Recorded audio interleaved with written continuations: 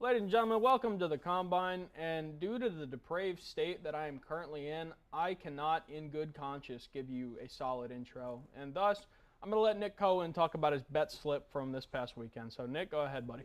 Listen, when your team is out of the conference championship round, all you can rely on is sports betting, and none of my bets hit, so pretty upset with Patrick Mahomes not being able to get 240 yards and many other players, but don't go anywhere because this is the Combine.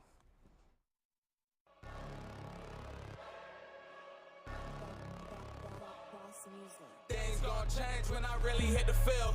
Undefeated champs, man, you know what's the deal. Tryna find a kid, I'm in the field doing drills. Boy, you just a sucker, you ain't never keep it real. 3 rings in my hand, I'm a warrior to the max.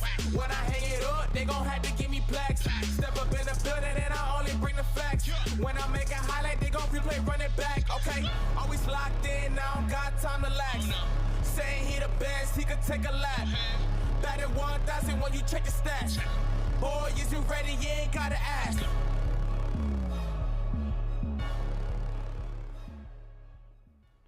Ladies and gentlemen, welcome back to the Combine, and just like Zay Flowers fumbled on the 1-yard line, I fumbled the bag when I was trying to hit on a gym girl the other day. And now, here we are. It's a sad day in history. The Detroit Football Lions have lost the NFC Championship, but since I brought up Zay Flowers, I think it's only right that we start diving into the AFC Championship and what happened. And here to talk with me, all things Ravens, Stinky, and Chiefs, all this, Nick Cohen, John Warner, and Jared Fox. Gentlemen, how are you today? Doing great personally. I've never been better, bro. I have never been better, that's for sure. Jared's Super Bowl was last night. Oh my God, Victory that's Monday. right. Congratulations. Victory Monday, Victory baby. Monday. We made Hey, it. it's a sad day, though. It's a sad day. This is one of the most tragic days in American history, A really, really bad one. But anyways, so AFC Championship that we just saw the Ravens defeating the Chiefs 17-10 in what many thought was going to be a quite a high-scoring game. I mean, I for one had the Chiefs putting up 25 plus, Ravens putting up 30 plus. I had a really, really a high-scoring game. And it wasn't. It like last week with the Chiefs-Bills, this was a game of who can make the least mistakes. And that was the Chiefs. Lamar. It's always going to be the Chiefs. Lamar looked bad. Like, he went from veteran, awesome guy to, like, Marcus Mariota on the Titans. Like his checkdowns are open. Like, he has people he can hit. And instead, it's let me reset the pocket 4 times and, Zay Flowers in triple coverage somewhere, Like, it was really bad. He had so many opportunities to make something happen, and he had so many checkdowns that he could have taken to keep a drive going, but instead he was constantly looking for the long ball, and that's what killed him in the end of it. It really did. There was one crucial drive that I believe they left points on the board because they were putting the drive together. It's like 3rd and 8, like at the 41. You're in field goal range. They're down 10 at this point. And Lamar takes a snap. Check down's open. If you wanted to drop down the check down to Gus Edwards or something, you're getting 5 yards. You're still in field goal range. You got Justin Tucker. Instead, Lamar's like, let me dance around, hit the gritty back to the other 30-yard line and get sacked out of field goal range. It was horrendous. It was really bad play. I really think the game falls on his shoulders. But we have somebody else who believes otherwise, somebody who believes that the main reason was a fumble, a taunt, and stinky play. And who might that be? Mr. Zay Flowers, he's a rookie and he made some rookie mistakes in this game. Don't get me wrong, he generally played great. He had 5 catches, 115 yards, and a touchdown. But he also, during a big play, he stood over L'Jarius Sneed and taunted him. And then a little bit later in the game, L'Jarius Sneed at the 1-yard line punched the ball out, little Peanut Tillman action, and made Zay Flowers fumble. And that made Zay Flowers really upset with himself because he may or may not have just sold the game. Yeah. So he goes back to the sideline and punches, hits, whatever. It doesn't really matter. The Ravens bench, and now his hand is all bloody. That's such a rookie mistake. So, Hey, man, can't get your hands bloody. yeah, Lamar, not the best game of the season, but Zay Flowers had some big-time plays and some big-time negative plays for sure. Let me follow up on that and ask you a quick question. So I was browsing Twitter. I'm not going to say some of the things I saw in there because there is some downright, like, degrading stuff on that app. But, like, My burner accounts. But I saw one. My cousin has a burner account. His name's like Giuseppe Thomas or something.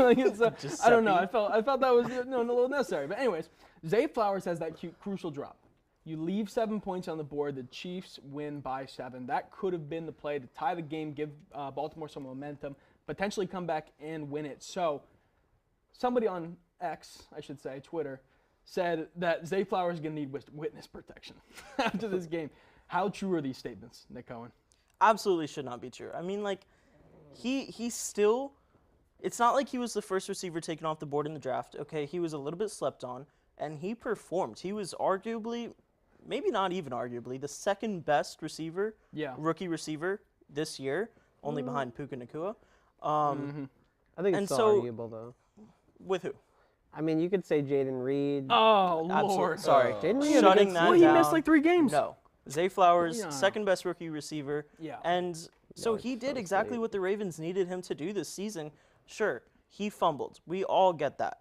But players make mistakes. It's a big-time game. Lamar threw an interception, which was pretty obvious. Is Lamar going to need witness protection program? I wouldn't think so. I would hope not. He's about to win the MVP. So Zay Flowers shouldn't either. And on that same trend, the reason Zay Flowers saw this adversity, I guess you could call it, comes from the unit on the other side of the ball, and that was Mr. John Warner's X factor this game that set the Chiefs apart. So why did this unit set them apart? What'd they do? So the Chiefs' defense, I think, is the X factor, as you mentioned, and it's important because early on in Patrick Mahomes' career, they could not rely upon the defense. This is a completely different team than what Patrick Mahomes inherited when he first came into the league. And I think that's important because the Chiefs are now a dynasty. I don't think anyone can argue that. The Chiefs are the new Patriots. They are the winningest team. Patrick Mahomes is the winningest player since Tom Brady. Yeah. And it's because dynasties exist because they can adapt and shift. They don't have Tyreek Hill anymore. Travis Kelce felt like he took a step back this year. So yeah, they rely on their defense now. You have guys like George Karlaftis, who's very, very underrated, I feel like, coming off the edge. Charles Omenihu, like, how many people have heard of him? And he had a huge strip sack in that game that changed the momentum of that game really early on. And then you had Deion Bush, which essentially made the game-winning interception late in that one, which was kind of less of his own doing and more of Lamar Jackson really looking like he didn't know how to play football. But then you look at the secondary. L'Jarius Sneed is a stud. Is he the best cornerback in the NFL? I don't know if I said that, but he did play awesome. Playing like top 5 for sure. Yeah. Right. And he did have that sweet little moment of retribution for him, getting the punch out on Mr. Taunt Flowers. But, I mean, what can you say about this Chiefs defense? Spagnuolo has done an excellent job performing this year because the Chiefs defense was kind of a joke like a few years ago, as I alluded to earlier. But they're the real deal now. Hold on to the rest of those thoughts because we are going to be talking about them in just the next segment. But Chiefs move on. They are going to Vegas to play the winner of this next game, the NFC Championship, where we saw the Niners make a brutal comeback against the Lions, winning 34-31 in heartbreaking fashion. Lions were up at half, I believe, if I'm not mistaken, 24-7? Yeah. Dude. Emotions were high, tempers were flaring. Awesome game. And exactly what I said last week that the Lions needed to do to get going, they did. They got the run game hot. 186 rushing yards throughout the game, 3 rushing touchdowns in the first half. They did exactly what they needed to do, and they won the line of scrimmage, and that was the most important thing that they could have done. With Nick Bosa and with Chase Young and with the entire San Francisco front 7, that's as stout as they are, winning the line of scrimmage was the only possible way the Lions could take the NFC Championship, head to the Super Bowl, and they did. Until they didn't, and they moved on. San Francisco comes out, puts on an absolute clinic, but where San Francisco really stood out was just that defensive play. Defensive play was phenomenal. But Fred Warner, I think, is just such a standout. He's my cousin. He's such a standout. Fred Warner's your cousin? Yeah. John Warner, Fred Warner. Explains a lot. Okay, but you know what I think is the biggest play here? The reason the Niners were able to win this game was the fact that they had Deebo Samuel. because without Deebo Samuel, it's a completely different game. Deebo Samuel accounted for, I believe, 25% of their entire offense. I believe 8 receptions, 89 yards, 3 carries, I think 7 yards. Phenomenal play. But without him, that's an entirely different game. Without Deebo Samuel, I think the Lions have a much better shot. I think they put something together. But on the Lions side, on the Niners side, any standouts? My standout was Dan Campbell. I mean, this guy, in the whole game, he was 1 of 3 on 4th down conversions, and in the final, I think it was 8 minutes, he was 0-2. Yeah. So that was the big standout for me. If Dan Campbell had just kicked a field goal on one of those 2, we would have had overtime. So yeah, it sucks. I mean, you can't really forget about Kadarius Reynolds, Josh Reynolds, as you might know him. The receiver for the Lions, I believe 3rd string behind Jameson Williams and Amon-Ra St. Brown. He had 4 targets throughout the game, 2 of which he dropped on a crucial 3rd down and 4th down that could have kept the Lions alive. It was rough. The Lions could not piece it together. The Niners got the better of them, and now we have a matchup of Chiefs and 49ers in Vegas, which we will be talking about in the next segment, so don't go anywhere. We'll be right back. So, Tyler Brown, right? It says in my notes you're an Oklahoma fan. That is correct. So, let me ask you, bud. Is Texas back? All right, I put on a brave face a lot, but this year, I'm really scared that they are, man. Okay, they just beat Alabama. They're gonna be top 4 in the rankings. And last year, they beat us 48-0. Yeah. It was humiliating. We're the Oklahoma Sooners. We were the best ever. We were talk of the town. We had Baker, Kyler, and Jalen 3 years in a row.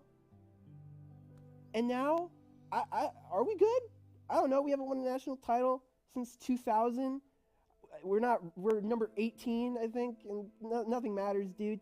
Sometimes we build up these walls thinking they're impenetrable. But sometimes you have to knock these walls down to build up bigger and stronger ones. And you got to be tough through that. It's hard being an Oklahoma fan at this time, but grass is always going to be greener on the other side of the hill, buddy. Is it? I cannot live through a Texas national championship. I can't. I'll never recover. Do you want to talk about Lincoln Riley? What'd you just say to me? I just want to know if you want to talk about Lincoln Riley. You listen here, you corner quack. Welcome back to the Combine, and like I promised, we are talking about the Super Bowl. Joining me once again are Nick Cohen, John Warner, and Jared Fox, all of whom are on their stuff when it comes to football. And we're here to give you our biggest takes, our biggest matchups, and what you can most look forward to coming up in just 2 short weeks. So, like we mentioned, the stage is set. We have a rematch of 4 years ago of the Super Bowl that was played in 2021, even though it was the 2019 season. Chiefs and Niners. Roughly the same teams, minus Tyreek Hill, minus a few pieces. The Niners feel like they haven't aged a day. They feel like the same team from back then. But, I mean, this Niners team, what do we think about them as a whole? What do we think based on their performance? I know we just talked about them. What do we think on their performance will make them stand out in the Super Bowl? They're just dominant as always. I mean, the Lions, they've proved to be a top 4 team this season, obviously by making it to that round. Probably even the 3rd best team by, making it such a close game opposed to the Ravens.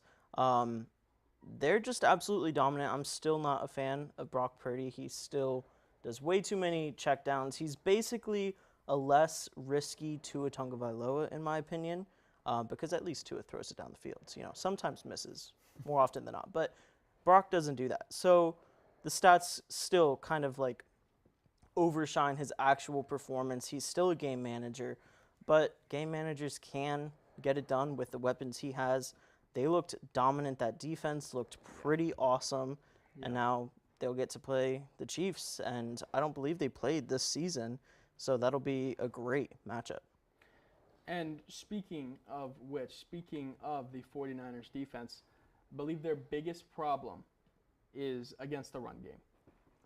They allow 145 total yards to the Packers, I believe. They allow 187, 86 to the Lions. The Chiefs average about 145, I believe, per game. It's going to be a big task. If the Niners can't, like I said, the last game, it's going to be the same premise for this one. If they can't win the line of scrimmage, the game is already over. I know they came back from the last one. It was just a big fluke by the Lions in not being able to maintain that victory on the line of scrimmage. But San Francisco's proven they can do it. They've proven it time and time again. As much as I don't want to believe they can, they can. And against Pacheco, against Clyde Edwards-Helaire, against Pat Mahomes on his legs, a little Mahomey magic, as Tony Romo might say, it's going to be dangerous. It's going to be very, very dangerous, especially for the linebacker core, because as disciplined as Fred Warner is, as disciplined as Trey Greenlaw is, Mahomes can beat you. Like, he can look you off. He can do his little no-look. He can do his little left-hand He's going to do his pump fake 5 yards into the line of scrimmage. He can bend over like a center and get snap it over the linebackers. Yeah. Like, he'll find a way. But I think the Niners can hold. I think they can hold the line of scrimmage. I don't know if I see Pacheco going under 70 rushing yards on the game. I still think he has a good game, but I think they can hold him to under 100. I really think they can. I think they can do something not special, but they can hold him enough where they can take the W here. Interesting. But on the other side of the ball, we have the 49ers receiver room against a uber solid Chiefs DB room. And when you have targets like George Kittle, like Jawan Jennings, like Deebo Samuel, like Brandon Ayuk, what are you staring at? Jawan Jennings is a great third receiver Yeah, on you that said team. him second. Like, I was thinking, what do you want from me? You hear this guy? This is ridiculous. But they have a great receiver core, and each one of them acts like a wide receiver one in how you have to cover them.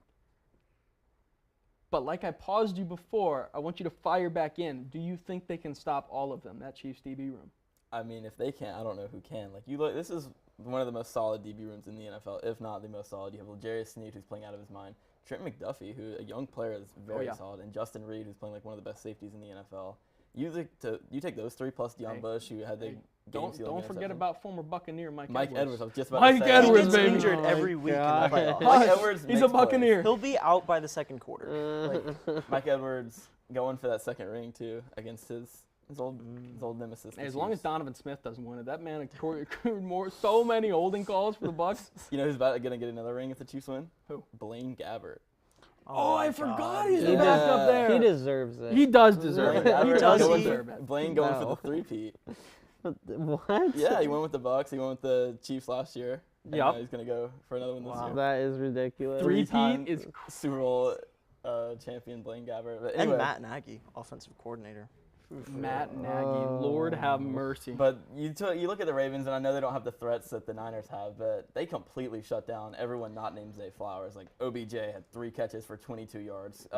Mark Andrews and Isaiah Likely did nothing. They completely held them in check. Nelson Aguilar, 1 catch. So they did a great job of limiting Lamar's weapons and containing Lamar. So I know Brock Purdy's not the runner that Lamar is, but he can still hurt you with his legs a little bit. You know what the biggest thing? Don't even. You know what the biggest thing that I noticed with that was how much trust they have in putting someone on an island out there. Because who was it? Humphrey out there on an island, I believe. And they just kept sending, not Humphrey, I'm sorry, I'm losing my mind. L'Jarius Sneed, I'm thinking of the Ravens. L'Jarius Sneed, they put on an island, and they'd send Rashad Bateman on a fly. And they'd throw it up, it'd overthrown. And every single play on first down on this drive, they would throw the same exact ball. And the Chiefs defense would just keep letting Sneed go one-on-one with them. They had no worries whatsoever. The trust they have in the DB room is a little scary if you're an offense going up against them. I just think the biggest difference is how many targets the 49ers have. Because the Ravens don't have that. That's true. The 49ers, sorry to interrupt you, but the 49ers are definitely a more complete team as a whole than the Chiefs are. I don't think you can argue that. They're all arguably the most complete team. right. Even Yeah, it was either them or the 100%. Ravens, and we saw the Chiefs just take down the Ravens. So I think it is the 49ers now. I think they should be favored. I believe they will be. Yeah. I know if the Lions don't know would if have I would won, take that, I know if the but- Lions would have won, Chiefs would be favored. But I Yeah. think with Niners winning, I think they're going to be favored. But I have a little fun thing at the end here I want to do, but before we get into that, I know it's 2 weeks away. There's a lot of time.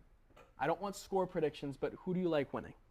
I like the Chiefs winning, honestly, because, listen, they play in that stadium, I was going to say twice a year, but I guess once a year. So they're used to that Vegas crowd, the Vegas environment. So They've been there. Kansas City fans travel pretty well, especially as of late. Yeah. So hey, I don't mind it. I got KC.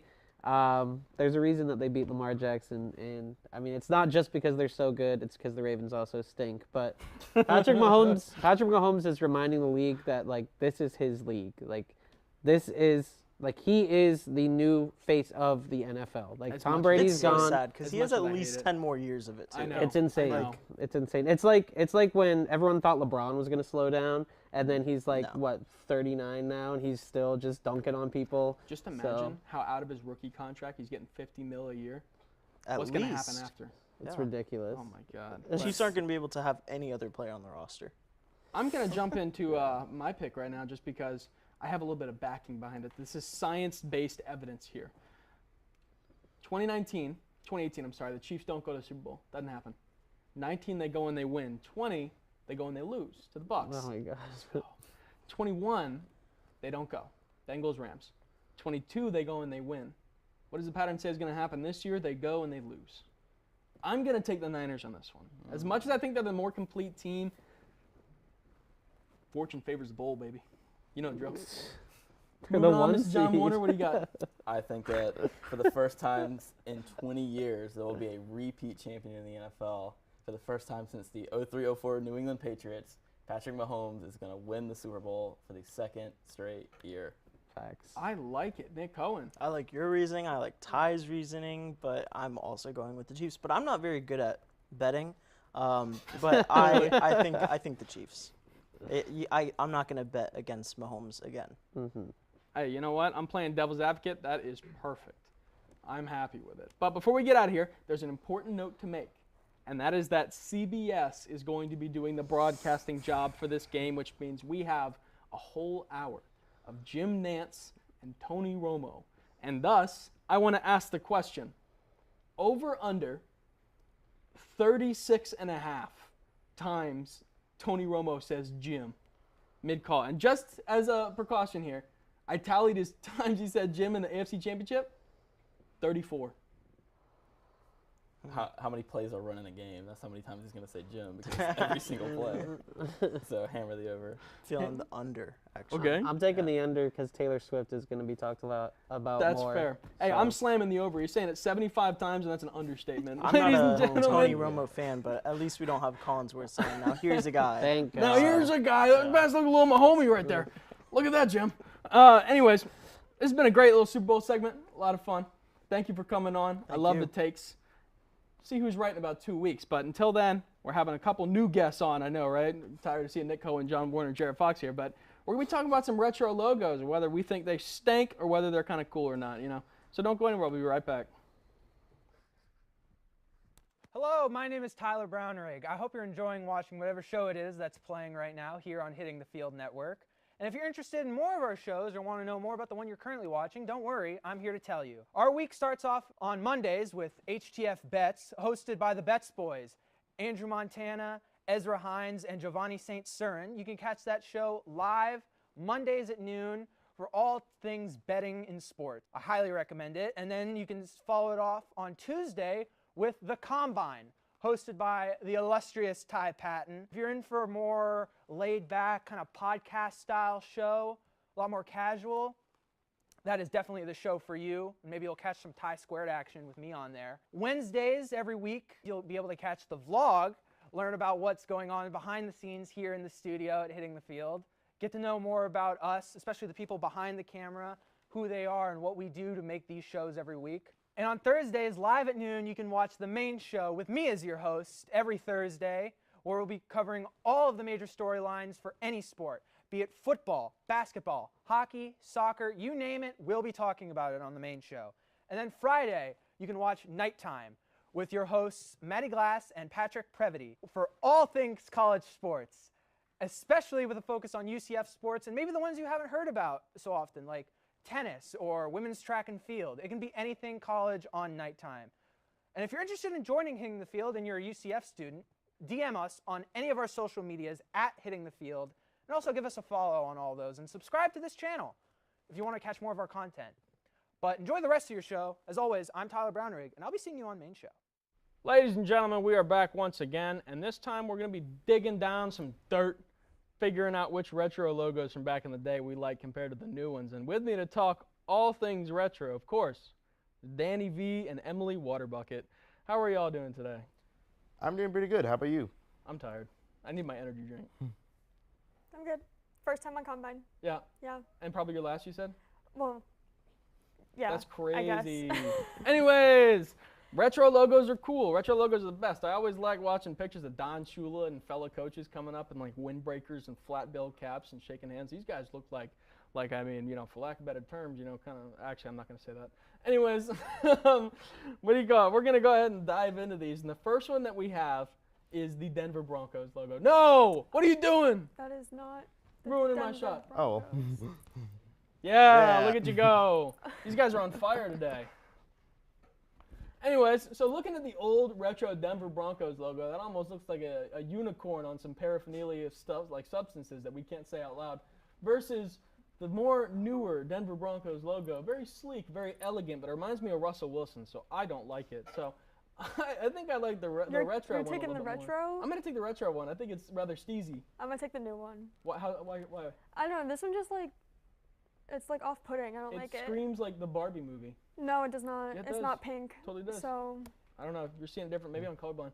Danny V, what do you got? Yeah, I personally prefer the retro logo. I really like about how, you know, like the D kind of like stands for like Denver. Like it was like the Bronco coming out of it. You know, it's really nice logo. And I like it more than the What are you giggling over there? Emily Nothing. Watrobsky? What's so funny? there. But no, I completely Yeah. agree with you. I love the old logo. I think it's awesome. Plus, they embody the little orange and blue colors because their old jerseys were also so sweet. that's purple. No, it's not. In the middle, That's totally, blue. That's totally that's blue. purple. She's colorblind. Confirmed. It is the Barbie movie. See what I'm talking about here?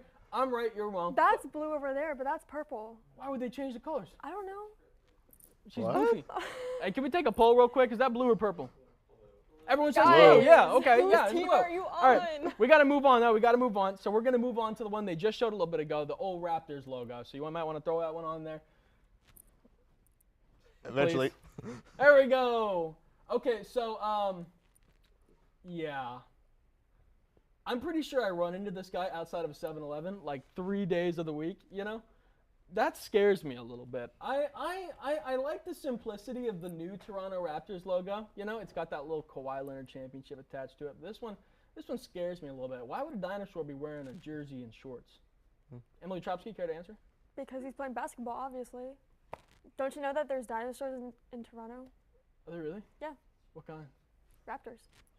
Whoa, Honestly, so true. that's pretty awesome. Actually, Danny V, what do you think about these two? I like the retro more. I really like the mascots that when they incorporate into the logo. So to have the raptor there, it really it's up my alleyway. It's pretty sweet. I'm gonna stick with the new one. I think I like the new one. All right, moving on though. I want to jump into my team, personal favorite, Tampa Bay Buccaneers. Absolute devious old logo that we got. Little creamsicle action versus the new flag logo action. And this is a tough one. It's a really tough one because I love the creamsicle logo. I have a creamsicle jersey. I just got it to Mike Evans one. It's so devious. It's very sleek and sexy. But the new flag, like, I don't know, it's captivating, you know? That was when we won our Super Bowl most recently. We didn't ever win a Super Bowl with that one. There's nothing attached to it, you know? This one's rather sick, and what do y'all think? I'm going to go with the new one, only because that one's like kind of scary. That's Like, like the guy from Princess Bride. I like the creamsicle jerseys more, but Yeah. I like this logo better. I think I am going to stick with this one, actually, Yeah. now that I'm thinking about it. But Danny V, what are you thinking?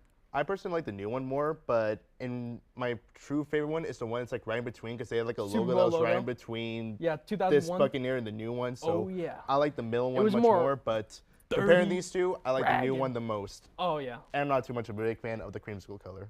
I love the creamsicle color, man. I like when they bring it back like a color rush jersey. It's so sweet. It's very nice. It's very elegant. You know, it makes me feel like I'm in a black tie affair. Anyways, moving on. I want to throw this one in the mix real quick. UCF logo. Technically, I don't know if it's considered a retro logo. It might be. But Sorry, we're having a delay, a little bit of technical difficulties. UCF. Bunch of goofies. Yeah. This guy's scratching his rear end.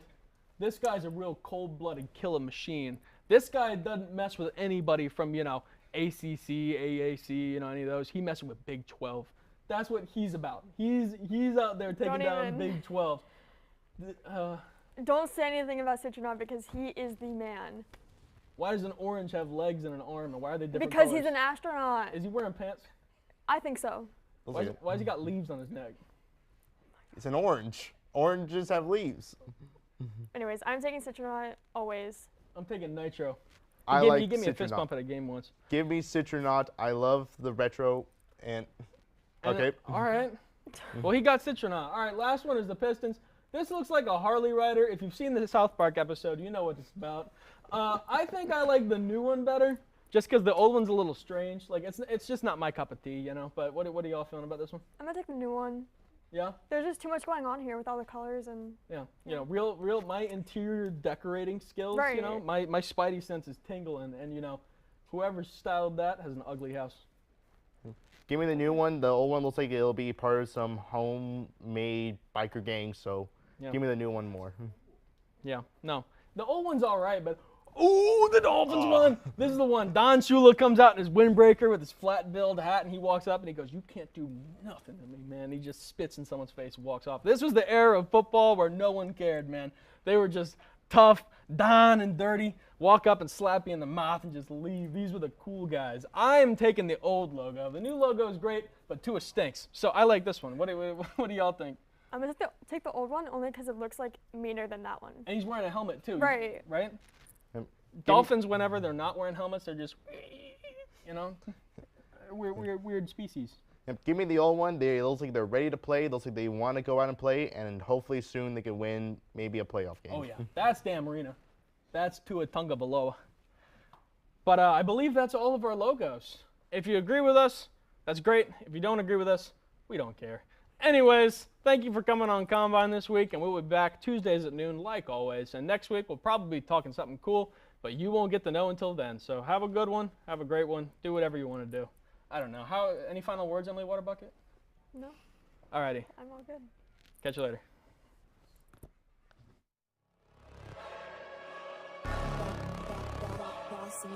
Things gon' change when I really hit the field. Undefeated champs, man, you know what's the deal. Tryna find a kid, I'm in the field doing drills. Boy, you just a sucker, you ain't never keep it real. 3 rings in my hand, I'm a warrior to the max. When I hang it up, they gon' have to give me plaques. Step up in the building and I only bring the facts. When I make a highlight, they gon' replay, run it back. Okay, always locked in, now I don't got time to lax. Saying he the best, he could take a lap.